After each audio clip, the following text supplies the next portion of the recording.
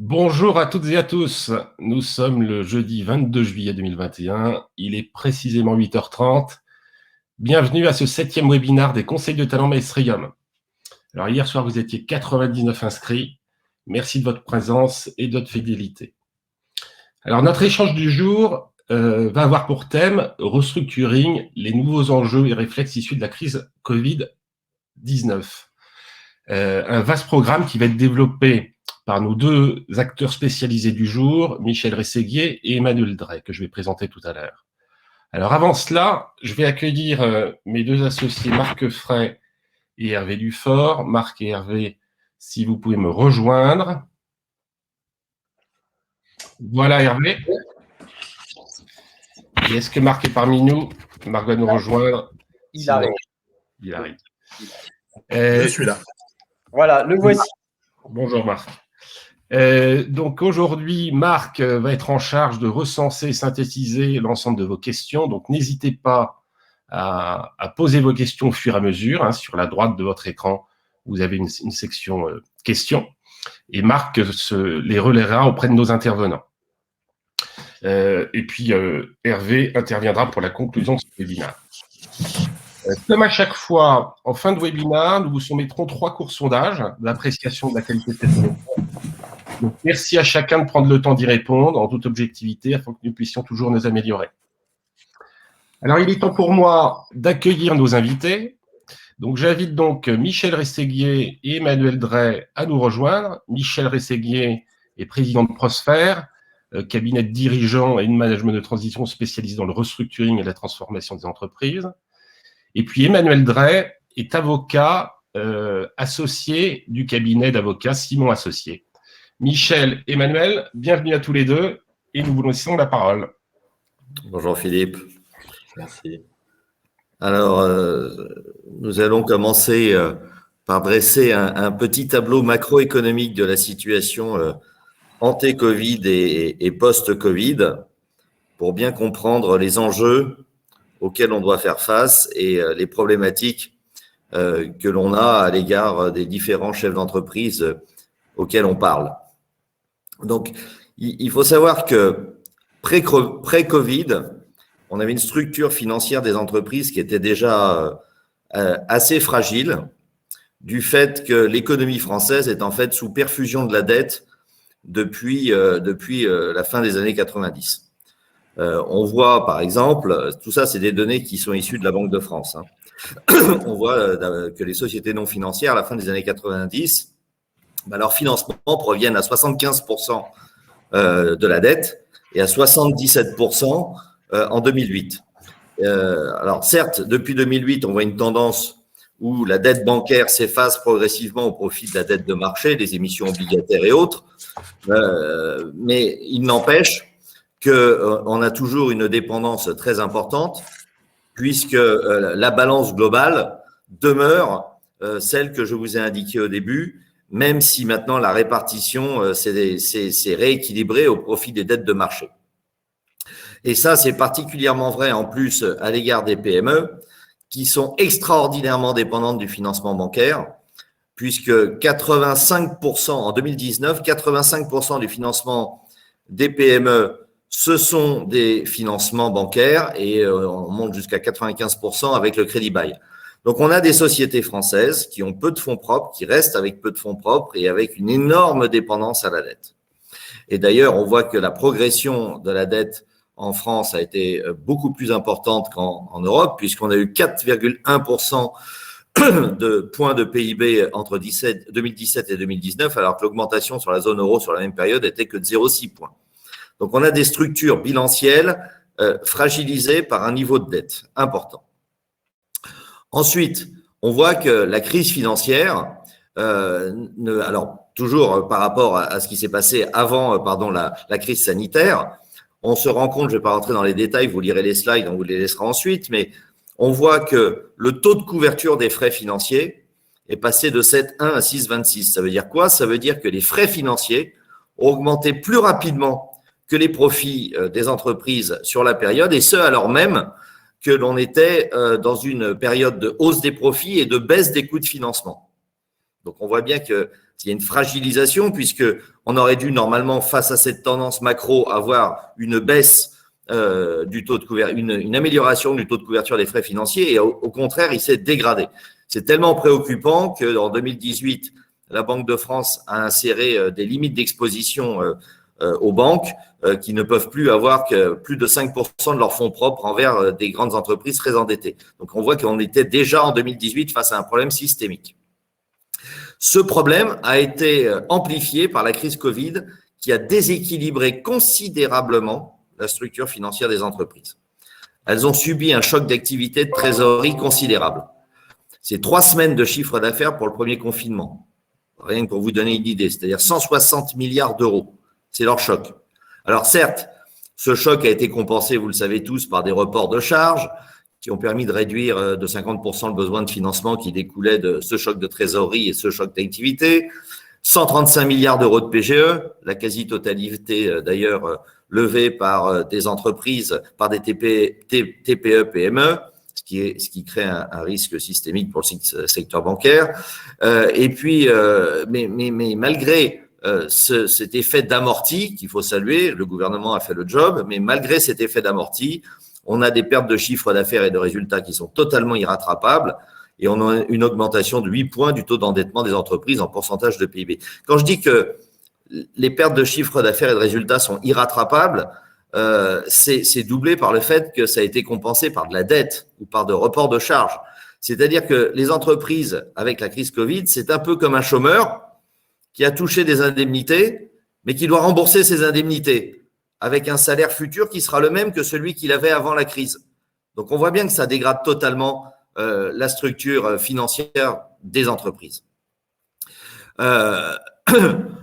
Et alors, toute cette situation en plus se trouve aggravée par la situation de déni qui en résulte. Parce que en réalité, le phénomène d'amortissement qu'on vient d'expliquer crée une illusion d'optique extraordinairement dangereuse. On a une augmentation, la dette nette des entreprises n'a pas augmenté. Elle n'a pas augmenté parce que si on a une augmentation de la dette brute de 217 milliards d'euros, avec les PGE, etc., on a en parallèle 200 milliards d'euros de trésorerie qui ont été générés pour les entreprises puisque leur activité a cessé, leur BFR est devenu nul et elles ne dépensaient plus. Donc, on s'est retrouvé avec simplement 17 milliards de dettes nettes supplémentaires, c'est-à-dire rien du tout, puisque l'encours de dette complet en France est de 1000 milliards, et des entreprises qui sont gorgées de cash et des chefs d'entreprise qui se disent « Bon, j'ai pas de risque puisque j'ai plein de cash. Je n'ai pas de risque puisque j'ai plein de cash. » On entend ça depuis plus d'1 an.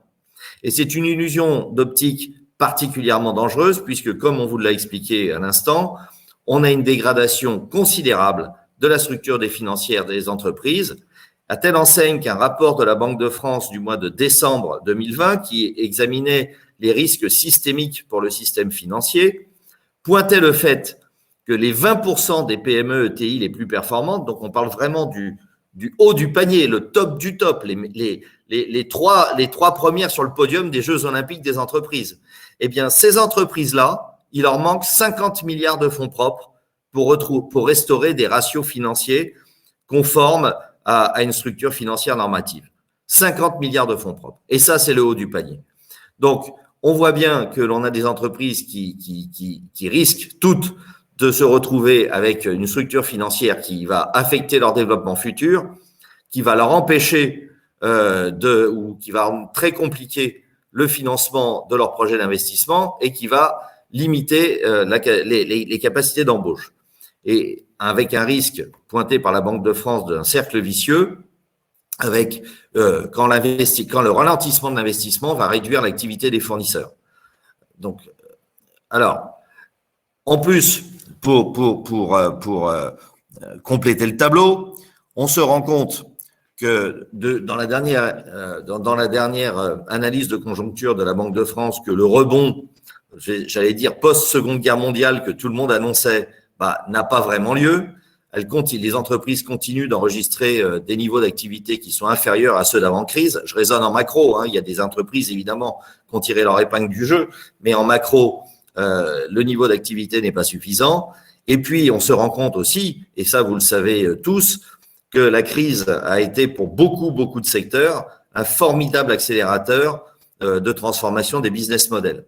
Si on prend le retail, par exemple, nombre d'entreprises devaient migrer progressivement vers de la digitalisation. Elles avaient 4 à 5 ans pour le faire. Et avec l'accélération avec la crise et l'accélération des changements, ce qu'elles devaient faire en 5 ans, elles doivent le faire en 6 mois parce que tout le monde s'est mis au e-commerce. Il n'y a qu'à voir l'explosion du e-commerce. Et même nous, regardez aujourd'hui, on n'est pas face à vous, on est en visio. Donc, c'est encore une accélération des rapports numériques. Donc, et cette accélération-là, vous devez la faire, donc déployer d'énormes investissements, alors même que votre structure financière s'est dégradée et que vous avez des niveaux d'activité qui sont inférieurs à ceux d'avant-crise. Donc, 2 idées. Une illusion d'optique extraordinairement dangereuse parce qu'on a du cash, mais on ne se rend pas compte que ce cash, on ne l'a déjà plus. Et un deuxième élément, c'est que l'on a une structure financière qui est terriblement obérée, probablement des nécessités de restructuration et de reconfiguration de son business model, et on ne sait pas forcément si on a la capacité de le faire dans le temps qu'on doit le faire. Face à cette situation, c'est un peu comme lorsque vous avez été en contact avec des gens malades sur une maladie très contagieuse, ou que vous avez eu un gros accident de voiture et puis vous en sortez sans un hématome. Il est prudent de faire ce qu'on appelle un check-up de pérennité. Vous avez du cash et vous êtes en situation de pouvoir prendre soin de vous-même encore. Donc, il faut faire un check-up de pérennité. Ce check-up de pérennité, il va permettre de déterminer, si je risque à terme d'être face à un mur de trésorerie du fait de l'augmentation de mon BFR de redémarrage. Il va me permettre aussi de déterminer si je dois redimensionner ou reconfigurer. Quand je dis redimensionner, c'est par exemple, vous prenez l'industrie aéronautique, les fournisseurs, ils s'étaient dimensionnés pour des commandes qui explosaient et les commandes se sont réduites. Évidemment qu'ils doivent redimensionner leur structure d'activité. Ça a des coûts, ce redimensionnement. Moi, j'ai une entreprise qui est une chaîne d'extrusion. Je peux vous dire que ça coûte beaucoup d'argent d'arrêter une chaîne d'extrusion. Donc, c'est est-ce que j'ai des besoins de reconfiguration, de redimensionnement et est-ce que je peux le financer? Quel est mon délai pour le financer? Et puis, même si j'ai pas de problème de trésorerie, de BFR, même si j'ai pas de problème de reconfiguration ou de redimensionnement, est-ce que ma structure financière va me permettre d'absorber de futurs chocs économiques, parce qu'on ne sait pas du tout si on ne va pas avoir encore une 4e vague. Là, on vient de nous annoncer que les contaminations ont réexplosé. On est passé à 18 000 contaminations en une semaine, ce qui ne s'était jamais vu. Donc, quel va être l'impact sur l'activité? On n'en sait rien. Donc, il est urgent de faire un check-up de pérennité. Et pourquoi il est urgent de faire ce check-up de pérennité? Parce que si vous regardez le tableau là qui est à gauche du slide, on voit bien l'impact du temps sur une entreprise dans une situation potentiellement de crise. On voit que quand on est tout à gauche, on a encore du temps, on a encore du cash. Là, on a une entreprise qui a des options, qui a une valeur. C'est important qu'elle ait une valeur parce que si vous avez des actionnaires financiers, ils risquent d'accepter d'accompagner l'entreprise dans son redressement et sa reconfiguration parce qu'elle a une valeur. Ils restent donc dans leur rationnel d'investissement. Mais si la valeur de l'entreprise décroît, plus la valeur de l'entreprise décroît et plus vos actionnaires financiers vont sortir de leur rationnel d'investissement et risquent de se désaligner avec les intérêts de l'entreprise et de voir s'ils n'ont pas d'autre option que celle de sauver l'entreprise. Donc, quand vous êtes à gauche, vous avez du temps, vous avez des actionnaires derrière vous, vous avez un système bancaire qui continue à vous écouter. Et plus vous allez vers la droite de la courbe, c'est-à-dire moins vous avez de cash, plus le temps s'écoule, plus les difficultés opérationnelles augmentent, plus les difficultés financières augmentent et vous finissez par une crise de survie parce que vous n'avez plus de cash. Une entreprise, en fait, en termes de cash, quand on raisonne cash, faut prendre cette image. Une entreprise qui est face à une situation de crise, qui vient d'avoir un accident, elle arrive aux urgences, elle perd du sang, même si elle ne le sait pas, ça peut être une hémorragie interne, et plus elle se vide de son sang, plus elle s'approche d'une fin critique. Donc, il est essentiel de se positionner le plus en amont possible. Plus j'ai de cash, plus je suis face à une situation potentielle de crise, plus je fais un check-up pour vérifier que je ne vais pas avoir de problème. Alors, qu'est-ce qu'on va faire? Une petite question, Emmanuel, si je peux me permettre. Justement, cet élément de crise, à part ces derniers jours, pour l'instant, on l'a très peu vu se répercuter sur les bourses mondiales.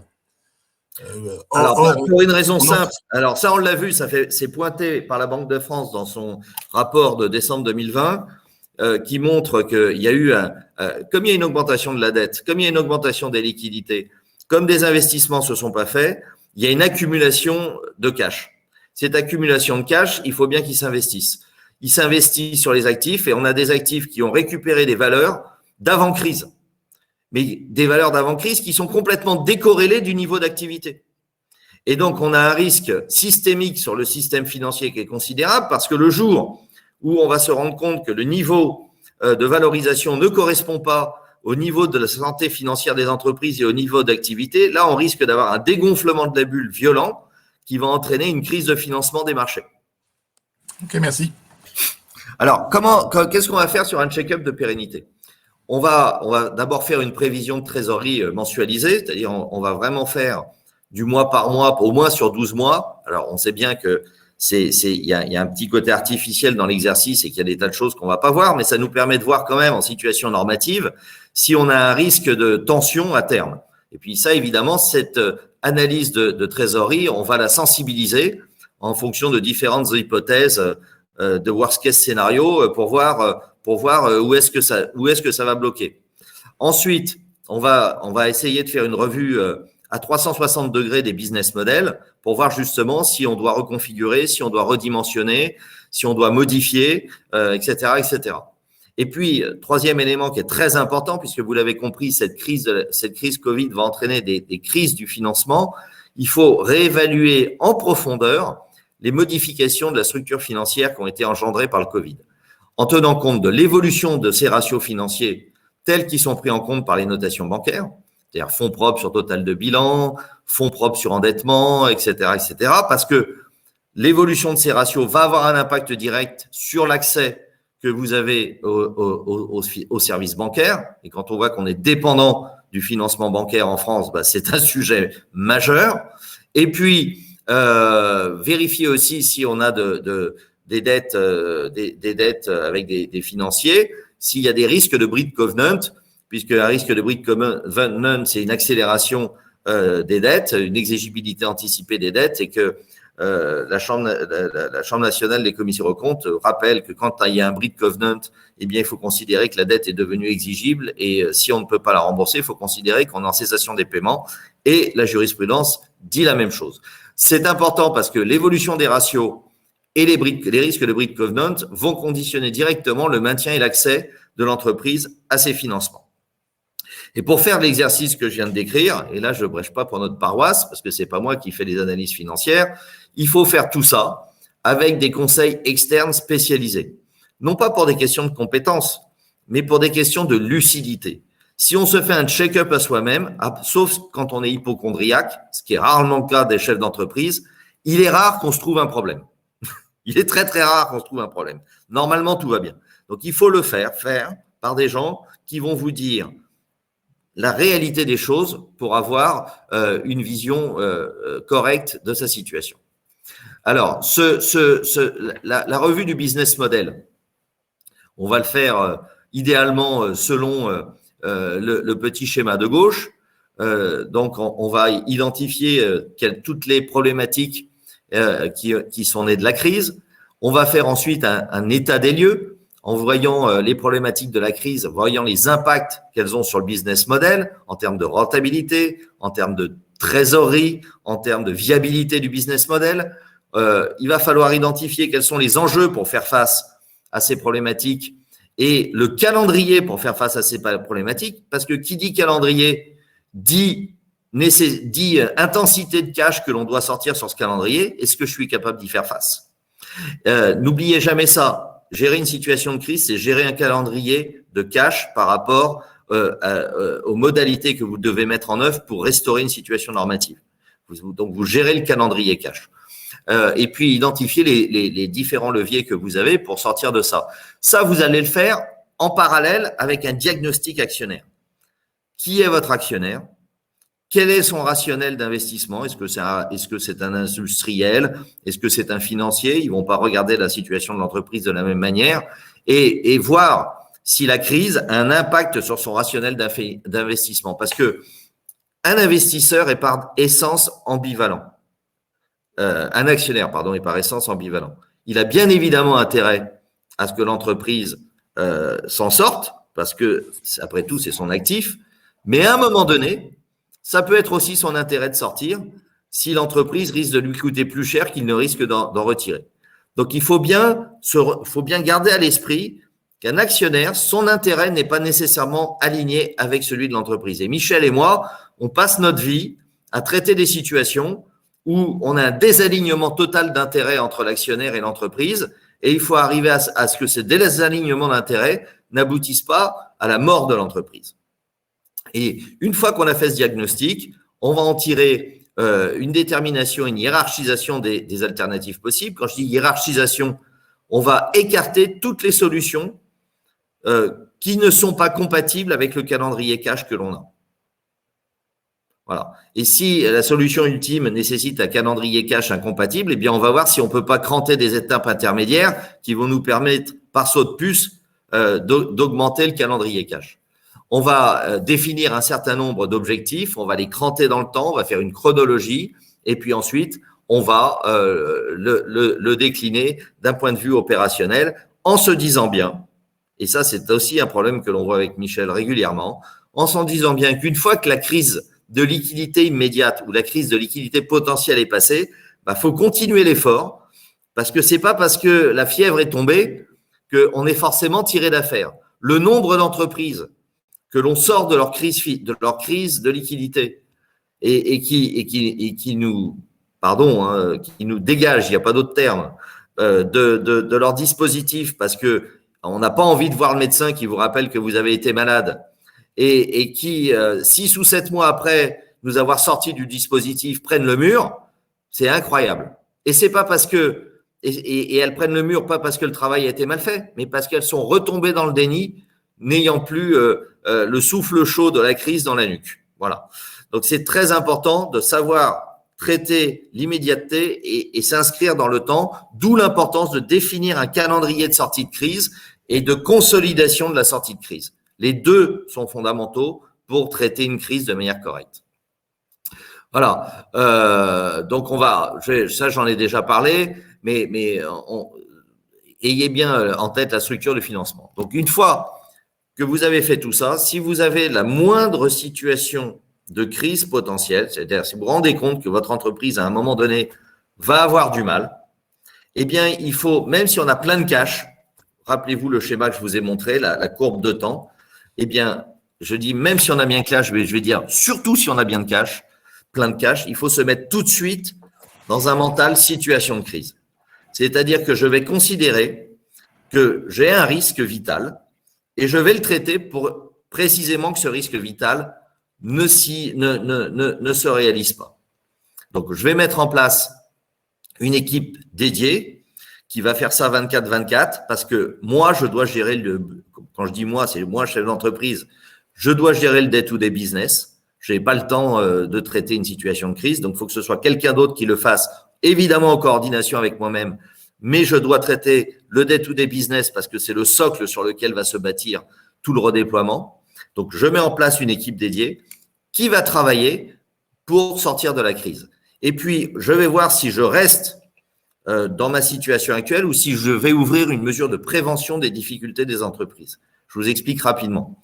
Mesure de prévention des difficultés des entreprises, vous en avez deux, c'est mandat ad hoc et conciliation. Ce sont des procédures qui sont confidentielles, où vous vous faites assister d'un administrateur judiciaire qui va s'appeler mandataire ad hoc ou conciliateur, que vous le choisissez, et cette personne va vous aider à négocier avec les partenaires essentiels qui ont été identifiés et avec lesquels vous devez obtenir une renégociation de votre dispositif, qui soit commercial ou qui soit financier, pour que l'entreprise passe. Ça, c'est important de le faire avec lui.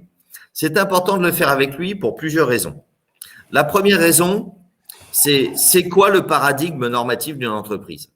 Quand je dis ça, ça choque toujours, mais c'est la réalité. L'entreprise est faite pour vivre dans un monde de forts. Le fort mange le plus faible. Donc, une entreprise qui est forte, elle est adaptée à l'environnement concurrentiel normal. Une entreprise qui rentre en situation de faiblesse, elle est potentiellement à risque parce qu'elle n'est plus adaptée au fonctionnement d'un écosystème concurrentiel normal. Et donc, c'est ça l'intérêt de rentrer dans une mesure de prévention, parce que dans le système normal, le fort mange le faible. Dans les mesures de prévention, tous les acteurs et toutes les règles sont faites précisément pour protéger celui qui devient plus faible. Et donc, le fait de se mettre dans une mesure de prévention judiciaire, c'est pas le constat d'un échec, c'est au contraire une mesure de bonne gestion pour mettre votre entreprise dans un environnement qui va la conforter, qui va la consolider, qui va la rendre plus forte. Et encore une fois, je parle bien de prévention, ce n'est pas public. Donc, personne ne saura que vous vous faites aider, sauf les partenaires essentiels à qui une confidentialité absolue s'impose. Ils ne peuvent pas la violer, c'est une infraction pénale. Donc, ça vous permet de négocier comme il faut. Et avec les établissements bancaires, ça peut être très utile, parce que quand vous vous mettez dans ce genre de configuration, immédiatement, votre dossier saute à ce qu'on appelle la direction des affaires spéciales. Et pourquoi c'est important que votre dossier aille à la direction des affaires spéciales? Parce que les salariés du système bancaire classique, ils sont entraînés à cocher des cases qui correspondent à la situation normative de l'entreprise. Ils ne sont pas entraînés à apprécier une situation de difficulté. Donc, dès que vous sortez des cases, vous vous coupez du système bancaire. Quand vous rentrez aux affaires spéciales, vous êtes face à des gens qui sont entraînés à comprendre les situations complexes des entreprises. Et si vous l'avez fait suffisamment tôt, à un moment où vous avez encore du cash, etc., ils vont écouter les possibilités de redéploiement que vous avez et ils vont accepter d'envisager un redimensionnement de la dette, un réétalement de la dette, une reconfiguration de la dette, par exemple les courts termes qui vont passer en moyen terme pour que vous conserviez vos financements, etc., etc. Donc, il faut penser, si vous êtes en situation de crise, est-ce qu'il serait intelligent de passer en mesure de prévention? Et ça, vous le déterminez avec vos conseils spécialisés, financiers, managers de transition et évidemment avocats. C'est très important parce que si vous arrivez à faire ça de manière ordonnée, avec une communication adéquate aussi, attention, communiquer, ça ne veut pas dire qu'on parle publiquement, ça veut dire qu'on a déterminé des éléments de langage que toutes les parties prenantes de l'entreprise vont répercuter à l'égard de l'extérieur, à l'égard des gens avec qui on va parler. Ça, c'est très important parce que avoir une uniformité des éléments de langage permet d'avoir une uniformité de la compréhension et une uniformité de l'action. C'est fondamental. Donc, une fois que vous avez fait ça, vous êtes dans une situation où vous donnez le sentiment à vos parties prenantes que vous maîtrisez la situation. Et quand vous donnez le sentiment que vous maîtrisez la situation, vous avez des interlocuteurs avec qui vous pouvez faire le pain et qui ne vont pas partir chacun de son côté en pensant que l'entreprise est devenue un organisme dont il faut s'enfuir. C'est cette démarche qui va vous permettre de conduire la transformation de l'entreprise dont Michel va vous parler maintenant.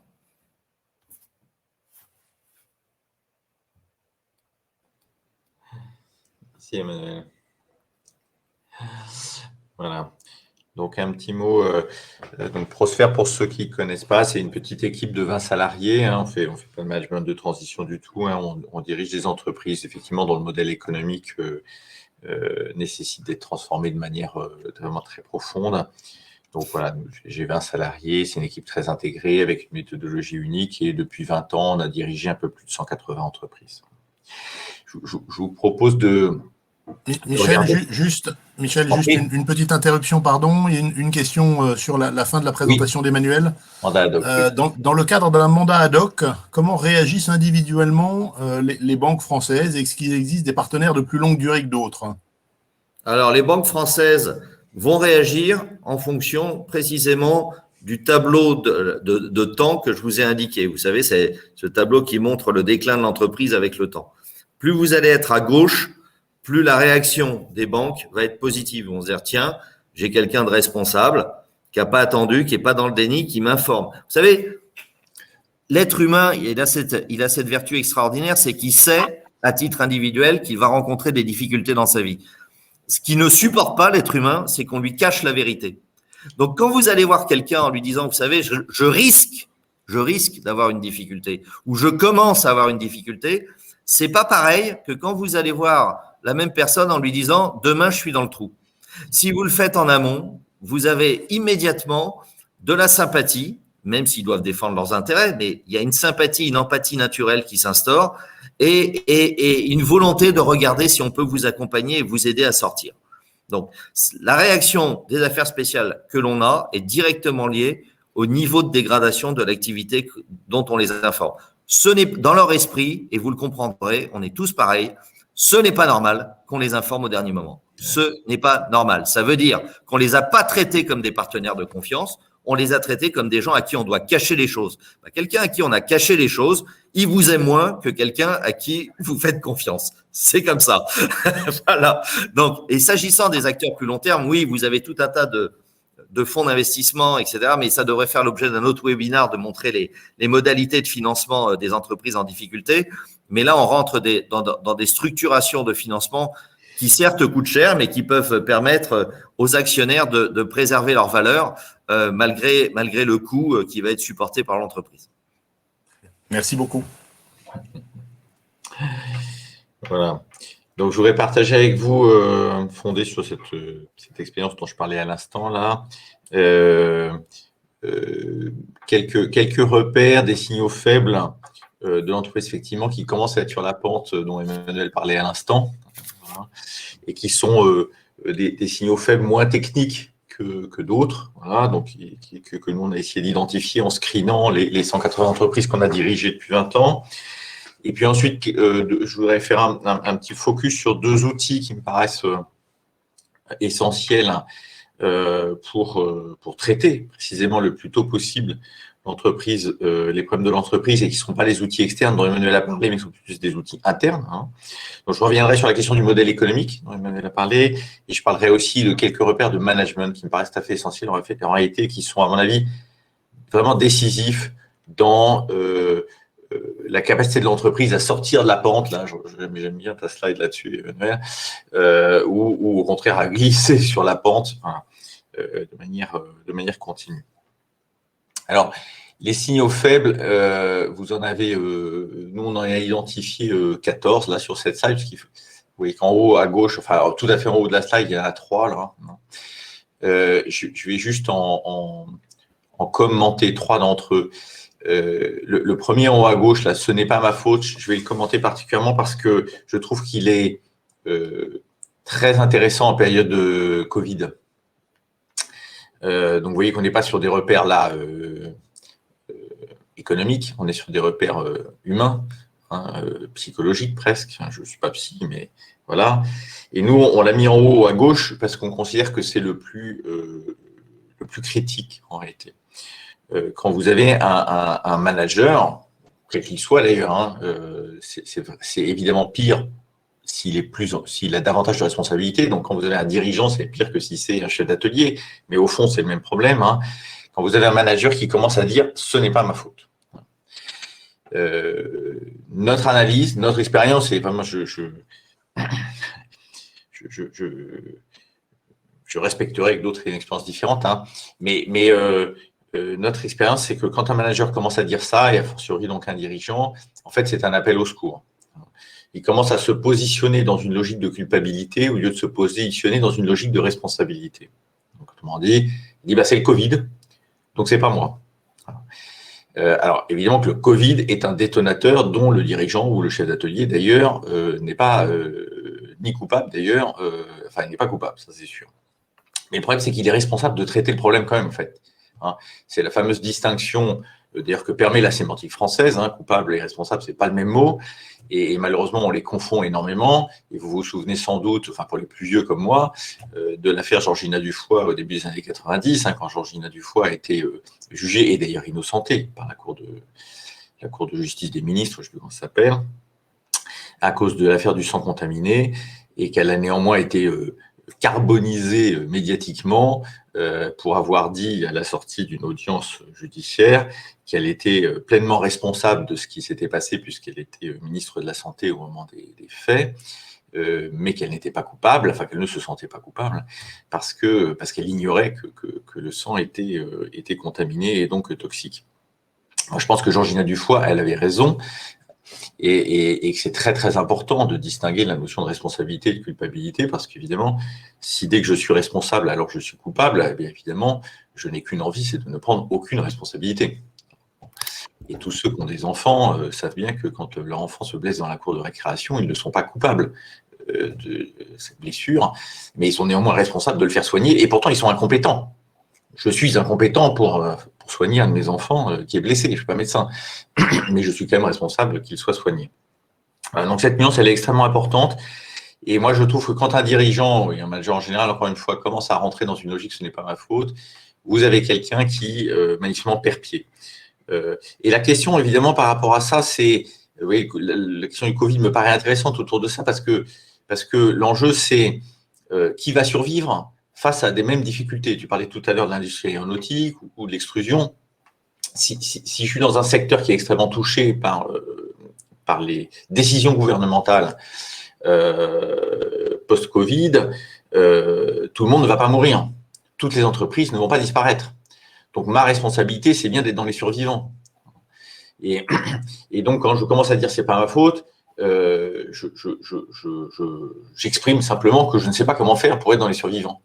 Et donc, je suis probablement plus l'homme de la femme de la situation. Moi, je me souviens il y a un moment, il y a une quinzaine d'années, d'une entreprise qui faisait des parquets et qui avait été prise par surprise par la brusque flambée du prix du bois. C'est-à-dire que le bois avait été extrêmement stable pendant plus de 10 ans.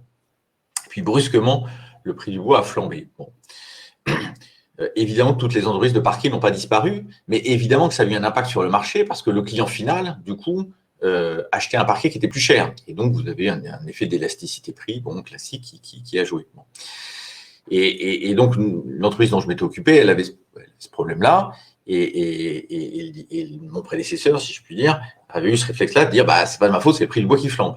Oui, d'accord, le prix du bois flambe, c'est vrai que c'est pas de ta faute, mais c'est pas le problème en réalité. On cherche pas une faute, on cherche quelqu'un qui va faire que ton entreprise va quand même survivre, alors que effectivement il y a un impact sur le client final à cause de la flambée du prix du bois. Voilà, ça c'est le premier que j'avais envie de souligner parce que je le trouve. Je le trouve intéressant, je l'aime beaucoup, ce repère-là, ce signal faible-là. Ensuite, j'en ai surligné 2, là, vous voyez au milieu de la slide. Faire plus de la même chose. Faire plus de la même chose, c'est une tentation permanente des équipes dirigeantes. Et je pense que c'est compréhensible, hein, j'ai de la sympathie pour ça, même s'il ne faut pas le faire.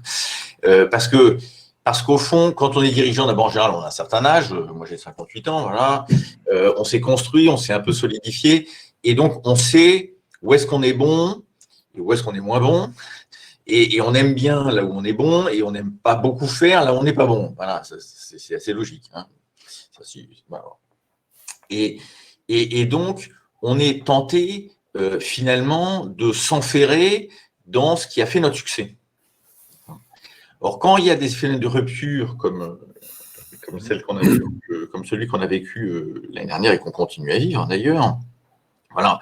Le problème, c'est la remise en cause. Et d'ailleurs, Emmanuel disait tout à l'heure, c'est très difficile de se diagnostiquer soi-même. Et c'est un peu la même idée là que je voudrais souligner. Les équipes dirigeantes sont extrêmement tentées quand il y a un problème et quand il y a une rupture, finalement de dire on va pédaler plus fort. Alors même que la chaîne a déraillé, vous voyez, et que donc ça n'entraîne plus la roue, ou pas bien. Voilà. Deux petits exemples pour essayer d'illustrer ce que j'exprime. Prosper a pas mal travaillé pour un gros actionnaire américain qui s'appelle Thermo Fisher, qui est un groupe de matériel de laboratoire. Et on s'est occupé de 3 de leurs filiales en Europe. Et je me souviens d'une d'entre elles qui avait eu 70 ans de succès et qui avait été très riche, hein, et dire qui était encore bénéficiée quand on est arrivé, mais qui était en revanche sous-performante, indiscutablement, qui avait construit tout son sa différenciation et son succès, du coup, sur une capacité à donner des conseils très puissants à ses clients.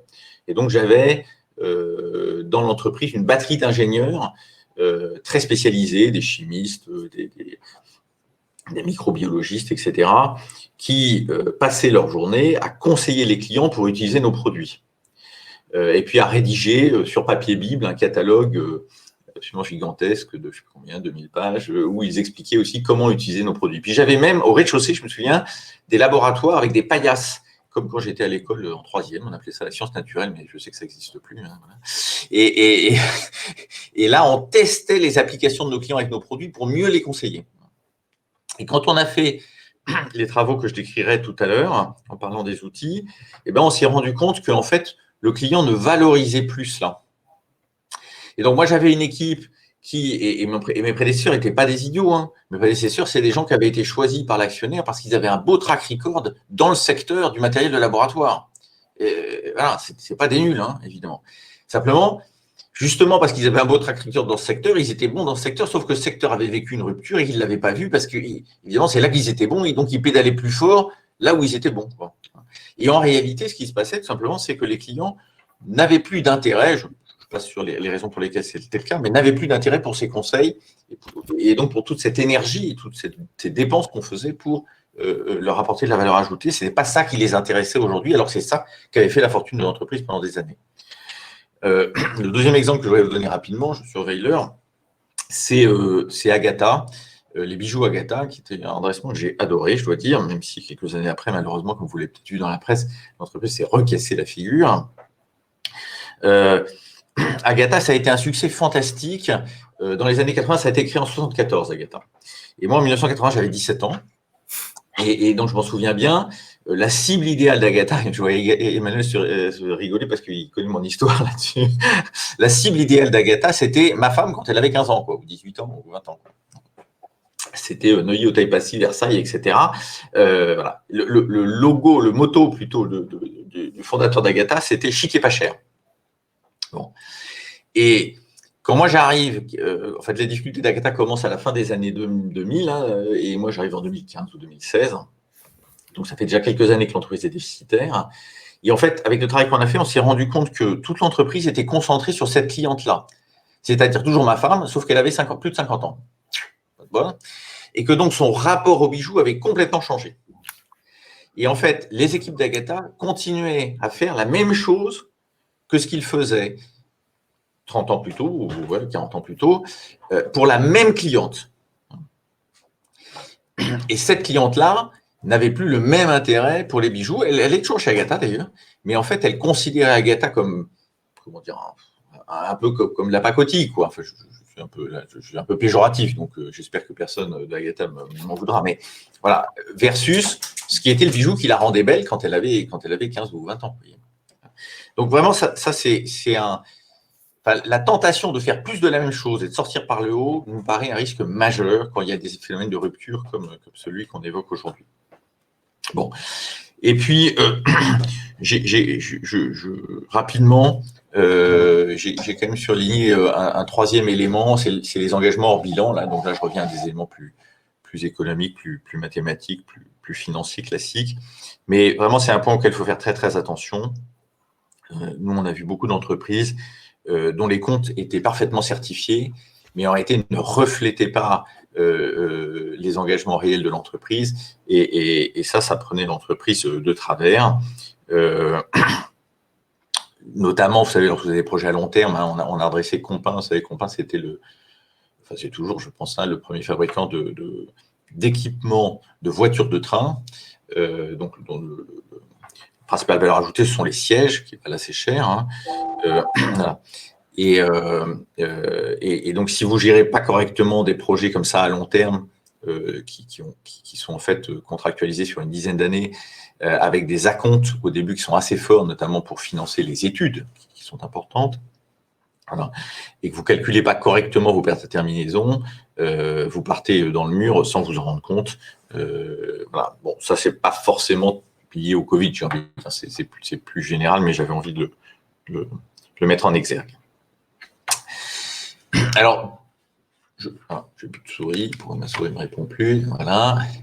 Si je dis un petit mot maintenant sur les éléments de solution, en quelque sorte, que nous, on aime bien mettre en avant, à nouveau, au regard de notre expérience, hein, je n'ai pas fait d'études statistiques sur l'ensemble des entreprises redressées, je vous parle que des nôtres.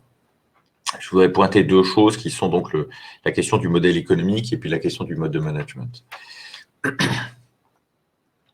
Alors, mais non, pardon, avant de vous mettre ça, je vais vous dire un mot sur le modèle économique avant de vous mettre les exemples. Le modèle économique, c'est une équation mathématique. Ça consiste à dire, si je rentre 100 € de telle nature de chiffre d'affaires dans l'entreprise, ça déclenche quoi? Tac, tac, tac, au moins jusqu'à l'EBITDA, et parfois jusqu'au résultat courant, si notamment le BFR est très sensible à l'activité, ça dépend des entreprises. Et dans la plupart des sociétés, il y a en fait plusieurs entreprises. Enfin, vous voyez, la nuance, la société, c'est la coquille juridique au sens du droit, puis l'entreprise, c'est l'activité. Dans la plupart des sociétés, il y a plusieurs entreprises, il y a plusieurs activités, et il y a donc plusieurs modèles économiques en réalité. Et la plupart des entreprises raisonnent en marge. En marge sur coût direct. Bon, voilà. Et en fait, c'est souvent dans les charges soi-disant fixes et indirectes que se nichent les problèmes qu'elles n'arrivent pas à résoudre. Et c'est assez logique parce que justement, c'est ce qu'elles ne regardent pas. Ou alors, elles vont raisonner simplement en termes d'économie. C'est-à-dire, on va faire des économies. Alors qu'en réalité, ces charges soi-disant indirectes et fixes, elles sont directes et variables. Mais elles le sont moins que d'autres. J'en conviens. C'est-à-dire que quand je produis du papier, évidemment que ma pâte à papier, elle est plus variable que mes effectifs ou que sais-je, mon équipe comptable ou mon coût informatique, qui peut être chez un prestataire. Mais en réalité, tous ces coûts sont variables et tous ces coûts sont faits pour créer de la richesse et contribuer au chiffre d'affaires. Donc, ce que j'essaie de dire, c'est, pour y voir clair, on a besoin de comprendre quels sont les modèles économiques de l'entreprise et quand je rentre du chiffre d'affaires dans l'entreprise, qu'est-ce que ça fait jusqu'à l'EBITDA en vrai. Combien de temps la comptable passe à relancer le client qui ne paye pas par rapport à celui qui paye? Et donc, le client qui ne paye pas coûte plus cher. L'informatique, elle varie en fonction de quoi? Mes coûts internes, mais mes coûts externes. Et d'ailleurs, quand vous êtes en croissance, vous le savez ça. Enfin, toutes les sociétés le savent. Parce qu'au bout d'un moment, avec la croissance, vous rajoutez un comptable, vous rajoutez une personne au RH, vous rajoutez une salle de réunion, vous rajoutez un directeur commercial, etc. Vous rajoutez des trucs, quoi. Mais quand, en revanche, le système se grippe, le modèle se grippe, on a tendance à raisonner en marge sur coût fixe. Et en fait, ces coûts ne sont pas fixes, encore une fois. Et donc, on n'y comprend rien. Voilà. Donc, nous, on croit que c'est très, très important, enfin, en tout cas, c'est notre façon de travailler, de décomposer correctement le modèle économique de l'entreprise. Alors, je voulais vous montrer quelques exemples de ça. Alors, ça permet quoi? Pardon, en deux mots. Ça permet ensuite de faire des groupements si on utilise un granule de revenu assez fin. Je reste sur le papier. J'ai le plaisir de présider depuis 2014 deux usines de papeterie. Je fais 120 millions de chiffre d'affaires. Enfin, l'entreprise fait 120 millions d'euros de chiffre d'affaires. On a 11 000 lignes de commandes par an. Alors, je suis en B2B, évidemment, c'est plus facile. 11 000 lignes de commandes par an, honnêtement, c'est un gros Excel. Donc, je suis capable de calculer régulièrement, pas tous les matins, la rentabilité en coût complet de mes 11 000 lignes de commandes et d'affecter correctement tous mes coûts à chaque ligne de commande. Et en vrai, encore une fois, je ne fais pas un truc artificiel en disant la compta, je la répartis au chiffre d'affaires. Ça ne veut rien dire. Évidemment que la compta, elle n'est pas liée au chiffre d'affaires. Ma facture qui fait 100 000 euros, elle me coûte la même chose que ma facture qui fait 10 000 euros. Donc, la compta n'est pas à répartir au chiffre d'affaires. Ça, c'est sûr. Et alors, ça permet ensuite de faire des regroupements. C'est-à-dire, je peux regrouper, je peux dire, tiens, je vais regarder si tous mes papiers de tel grammage sont rentables ou pas. Si évidemment tous les papiers pour le client X ou le client Y sont rentables ou pas. Si tous les papiers vendus par le commercial A ou le commercial B sont rentables ou pas, etc. Je peux faire des regroupements. Voilà. Alors, je voudrais vous montrer rapidement quelques exemples. J'ai repris Agatha, parce que je vous ai dit, c'est quelque chose que j'aime bien. Donc là, on a fait des regroupements par type bijoux, comme vous voyez. Hein. Donc, la taille du cercle, c'est le chiffre d'affaires. Hein. Et puis, vous avez la rentabilité sur cet axe-là, l'axe des ordonnées. Voilà. Donc, vous voyez que les colliers, les boucles d'oreilles étaient rentables et qu'on en vendait beaucoup, que les montres étaient déficitaires, mais qu'on en vendait beaucoup aussi, et que, par contre, les accessoires, manifestement, n'étaient pas très légitimes vu de la part des clients, puisqu'ils ne payaient pas le prix que ça nous coûtait. Donc, ça veut dire soit que nos concurrents étaient bien meilleurs pour le faire, soit que, enfin, d'une manière ou d'une autre, ça veut dire qu'on était obligé de payer le client pour qu'il achète nos accessoires. Voilà. Mais ça c'est vrai aussi des charmes, c'est des broches, voilà. Ça, c'est un dégroupement par magasin. Donc, on avait essayé de regarder, ça ne donne pas toujours quelque chose, hein, quels étaient les magasins qui étaient rentables au-dessus de la ligne de flottaison, là, et quels ceux qui étaient déficitaires, ici en gris. Là, voilà. Et ensuite, on a essayé de réfléchir. Et donc, il y a des magasins comme Villa Royale qui ont un gros chiffre d'affaires, mais sont très déficitaires. Hein. Et puis, les 4 temps ont un gros chiffre d'affaires aussi, mais sont très rentables. Hein. Pourquoi? Voilà. Qu'est-ce qui se passe? Qu'est-ce qui le différencie? Après, on peut commencer à réfléchir. Donc, ça ne vous donne pas la solution directe. Hein. Ça vous permet de comprendre déjà quel est l'état de l'entreprise. Et ça, c'est peut-être le plus intéressant. Ça, c'est l'âge des clientes. Vous avez en bleu le chiffre d'affaires en fonction de leur âge. Et en marron, la rentabilité en complet, en fonction de leur âge. Et donc, vous voyez que la cliente de 25 ans et la cliente de 45 ans, donc ma femme, là, voilà, 50 ans, il ne faut pas lui dire, ont un chiffre d'affaires équivalent, mais pas une rentabilité équivalente. Et donc, ça permet de réfléchir. Alors ça a été absolument décisif dans le redressement d'Agatha à l'époque, hein, il y a 6 ans. Ça, c'est ce que je disais tout à l'heure. Ça a permis de constater que la cliente de 45 ans, elle achetait essentiellement en solde. Et effectivement, elle achetait en solde. Hein, des produits que nous savions mal fabriquer, alors que la cliente de 25 ans a acheté plein tarif, des produits qui correspondaient à notre savoir-faire. Après, vous prenez les décisions que vous avez à prendre, hein, mais ça vous permet de comprendre ce qui se passe, quoi. Voilà, alors ça, c'est une marque de vêtements à laquelle on est intervenu avec Emmanuel. Merci encore à toi, Emmanuel. Tu as joué un rôle décisif pour le sauvetage de cette entreprise. C'était vraiment extrêmement rodéo. Et là, par type de produit, alors vous avez en bleu le chiffre d'affaires et en rouge la rentabilité. Donc, vous voyez que l'entreprise est légitime à vendre des chemisiers, mais sinon les clients payent le juste prix et nous laissent une marge quand on leur vend des chemisiers. Encore mieux si on leur vend des robes et pas du tout si on leur vend des t-shirts. C'est des vêtements pour femmes. Donc, manifestement, cette marque-là n'avait pas de légitimité pour les t-shirts. Donc, est-ce qu'il faut s'entêter à faire un gros chiffre d'affaires pour les t-shirts ou est-ce que il faut laisser la place aux concurrents qui sont bien meilleurs que nous? Voilà. Je passe rapidement. Hop, voilà. Et ça, c'est du B2B, mais je passe rapidement parce que sinon, je vais pas respecter le temps. J'en viens à mon troisième point qui est celui du management, parce que c'est l'autre point auquel on est très très vigilant.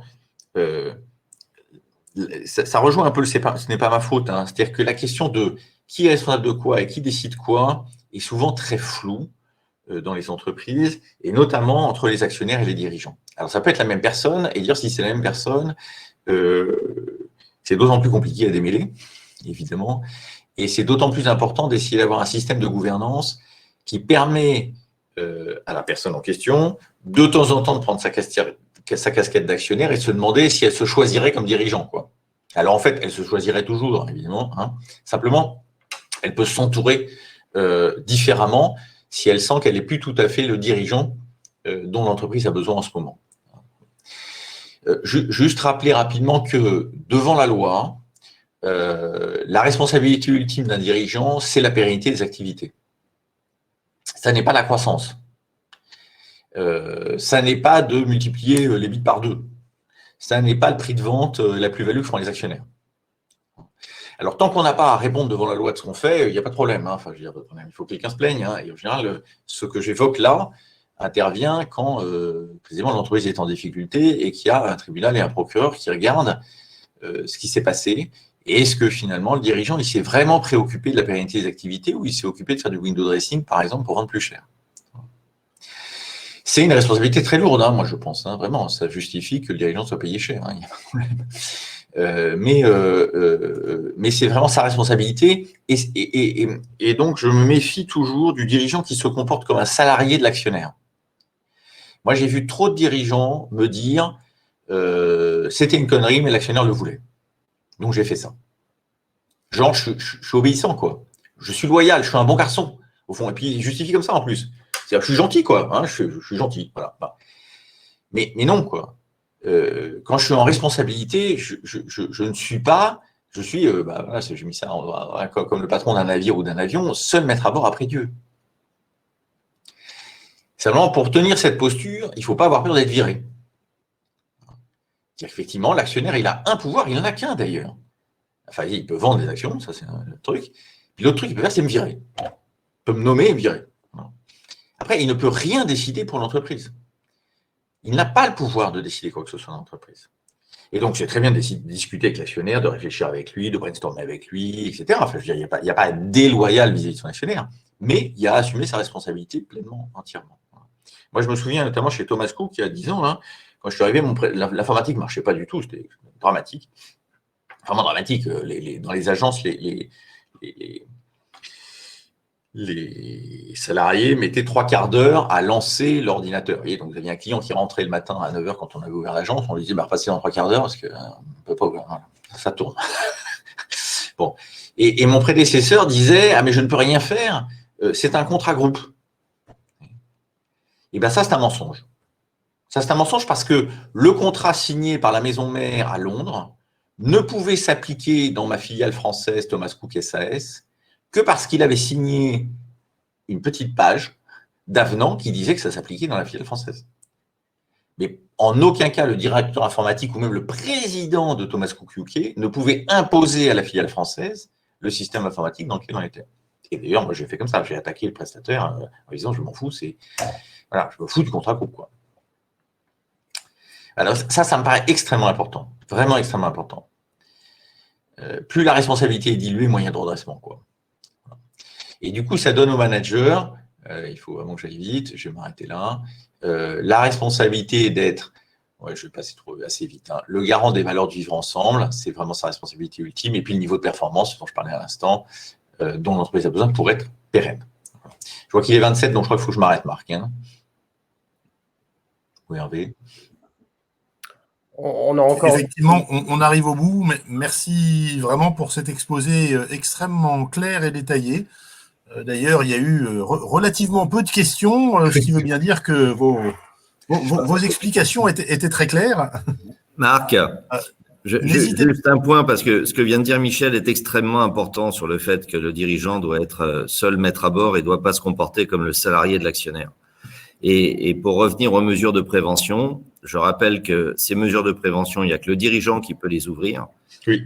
Et s'il sent qu'il a la pression d'un actionnaire qui veut lui faire des conneries, eh bien, ça peut être malin d'ouvrir une mesure de prévention parce que comme ça, il y a un administrateur judiciaire qui va se mettre entre l'actionnaire et le dirigeant et qui va pouvoir rappeler à l'actionnaire que s'il continue à exercer cette pression, lui va se retrouver peut-être potentiellement responsable de la situation distress de l'entreprise. Et ça va permettre au dirigeant d'assumer pleinement sa responsabilité en étant débarrassé, entre guillemets, de la pression de l'actionnaire.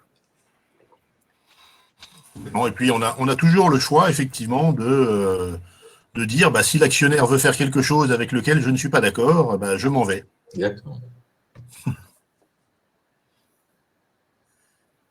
Parfait. Eh bien, écoutez, merci beaucoup. Vous avez, pour tous les participants, des sondages qui sont dans le menu à droite de votre écran.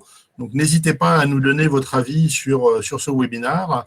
Vous retrouverez effectivement la présentation vous sera envoyée et ce webinaire sera rediffusé dans les prochains jours sur LinkedIn.